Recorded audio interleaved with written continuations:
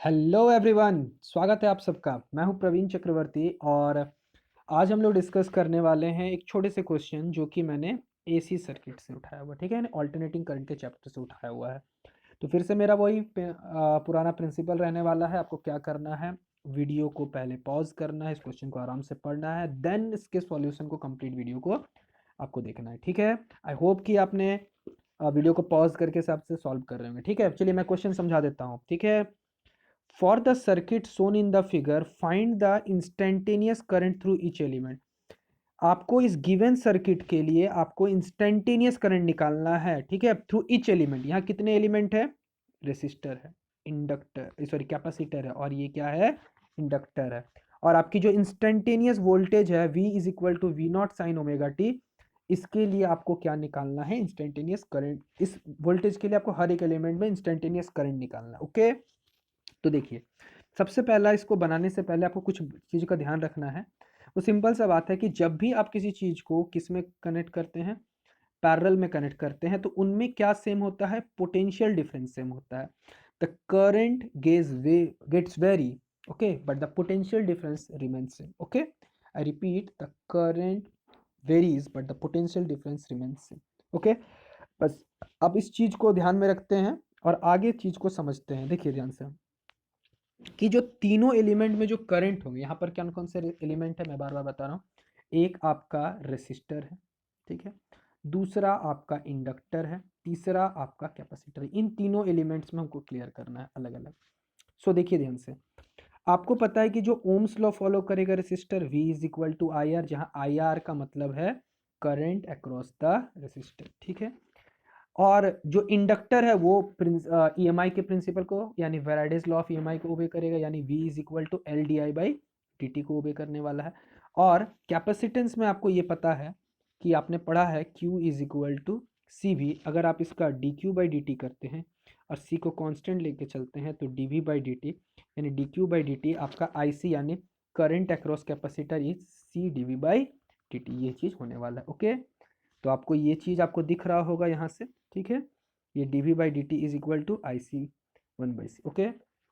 अब यहाँ पर एक चीज़ लिखा हुआ है कि ये जो करंट है ये स्टीडी स्टेट, यहाँ पर क्या लिखा हुआ है? Steady state solution of equation one. ये हमने इक्वेशन वन माना हुआ है, ठीक है। जो भी है आपको इस चीज़ के ऐसे उसमें ध्यान नहीं देना है, ठीक है। सिंपल सिंपल हम आते हैं इस चीज़ पे। आ जाइए, देखिए सबसे पहला आपको आई आर निकालना है। तो देखिए ध्यान से, अगर इसमें पुट करते हैं i r is equal to क्या होगा? V by r. अब वोल्टेज क्या है? V naught sine omega t.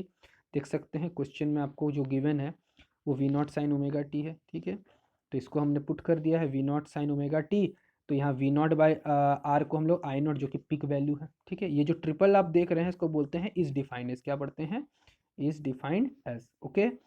ठीक उसी तरीके से अगर आप सेकंड वाले चीज़ पे आते हैं, ध्यान से देखिए, ये इंडक्टर में V is equal to l d i by D t. तो यहाँ से आप लिख सकते हैं d i is equal to v by l, और V की जो वैल्यू थी वो v naught sine omega t थी। तो I निकालने के लिए हमको इसका इंटीग्रेशन करना पड़ेगा, ठीक है।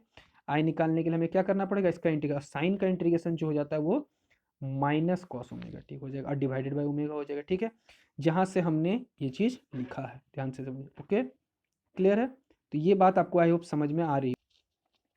तो देखिए यहाँ से आई एल बराबर हो गया, आपको दिखाई दे रहा है i l is equal to minus v naught by omega l cos omega t, ठीक है। अब यहाँ से जो आपको दिखाई दे रहा है, जो ओमेगा एल है उसको ठीक है एक्सएल से डिनोट कर रहे हैं, ओके। तो एक्सएल हो जाएगा जो कि है इंडक्टिव, जिसका वैल्यू होता है इंडक्टिव इम्पीडेंस के नाम से हमसे जानते हैं, जिसको हो गया हमने ये peak value of current minus i naught l cos omega t, okay. अब बात आते हैं कैपेसिटर की, बात करते हैं, ठीक है। तो कैपेसिटर में अभी हमने ऊपर में फॉर्मूला देखा था कि D we by D T जो है, ठीक है, वो क्या है? D we by D T is equal to क्या है? One by C I C. तो यहाँ से आई सी क्या होगा? C into D we by D T. और v की वैल्यू जब आप यहाँ पुट करते हैं, ध्यान से देखिएगा, आपके पास है c d we by D T, और v की वैल्यू को आप v naught sine omega t put करते हैं, तो v naught by c sine का होता है कॉस ओमेगा, और यहाँ से ओमेगा एक मल्टीप्लाई हो जाएगा। इसी से हमने लिखा हुआ, यहाँ से देखिए ये चीज़ डायरेक्ट रिजल्ट को वहाँ यूज़ किया गया। तो I C is define as V naught by X C into cos omega C, ठीक है। और ये जो V naught by X C को हम लोग क्या लिख रहे हैं? आई नॉट सी, यानी कॉस ओमेगा टी से हम इसे डिफाइन कर, ओके। तो ये हो गया तीनों में आपका, ये जो आप देख रहे हैं यहाँ जो लिखा हुआ है, एक्सएल और एक्सी को हम लोग क्या कहते हैं, रिएक्टेंस या इंडक्टिव या कैपेसिटिव रिएक्टेंस के नाम से भी जानते हैं। ओके, तो आई होप कि आपको ये सवाल बहुत अच्छे से समझ में आया होगा। कोई भी डाउट है तो आप उससे कमेंट सेक्शन में कमेंट करके पूछ सकते हैं। और इस क्वेश्चन में कोई भी और भी बहुत सारी इसमें बातें थी, ठीक है, लेकिन जिस क्वेश्चन के जो मेन पॉइंट आपसे पूछा गया था वो यही, ठीक है। इस तरह से और भी क्वेश्चन के लिए हमारे साथ बने रहें। Thank you.